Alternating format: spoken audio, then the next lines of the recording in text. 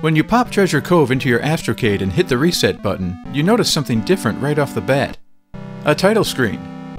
Instead of the normal Astrocade menu popping up, it goes right to this, a nicely detailed intro screen. It's got a shipwreck, lots of fish, some scuba guys swimming around, and a submarine that looks suspiciously like a certain submarine from a certain animated film by a certain famous rock band. But more on that later. So, Treasure Cove, what's it all about?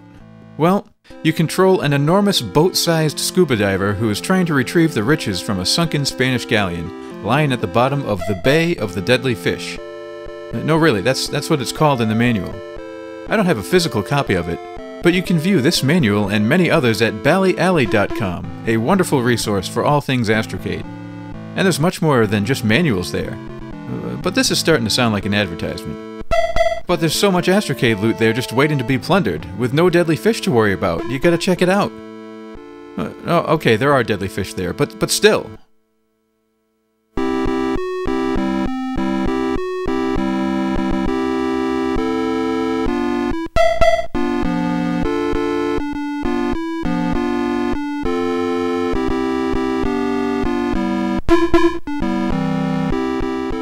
Treasure Cove starts out easy. The sea is sparsely populated with fish, but after each board you clear, you unlock a new sea creature.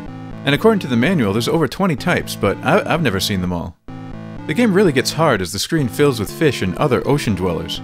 I mean, your character is huge, and it becomes difficult to find an opening once there's seemingly a million fish on screen.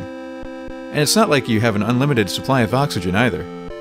Also, you move really slowly, and while pressing the trigger will make you move quicker so you can dart in a narrow gap that might open up, it also uses your oxygen faster. One thing that works in your favor, however, is that you can stay on the ship as long as you want before diving. So try to time your dive when the ship is in a good position and the deadly sea creatures are arranged well for you. Of course, you can't predict what fish will pop up next. You could be on a board with lots of small ones and then all of a sudden 3 huge sharks show up. I mentioned before that there's over 20 types of fish and other aquatic animals in the game. Once you advance to higher levels and have opened up a greater variety of creatures, Treasure Cove becomes quite enjoyable as just an 8-bit virtual aquarium. But getting far is pretty hard. For each level you have to collect all 4 pieces of treasure from the seafloor. This sounds simple enough, but you can't die at all. If you get killed, you have to start the level over. It's pretty frustrating to die while bringing the final piece of loot back to the ship. Now you may be wondering, why are all these fish so deadly?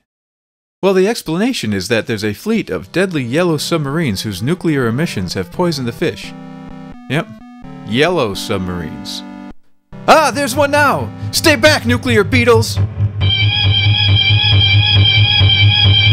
Man, this game is crazy. I mean, it's got giant scuba divers, fish poisoned by the beetles, but it's also fun and challenging. Oh, and in case you're wondering, yes, the music continues through the whole game, but you can turn it off if you want. Treasure Cove might not be the most action-packed game, but it's challenging and it's kind of pleasant just to watch the fish swim by. It's also nice to make a video on an Astrocade game that uses colors besides red, yellow, and blue. Have you noticed that? How many games use just those colors? Well, I guess Astro Battle has some green in it. But anyway, Treasure Cove is a nice game that provides a healthy dose of maritime fun.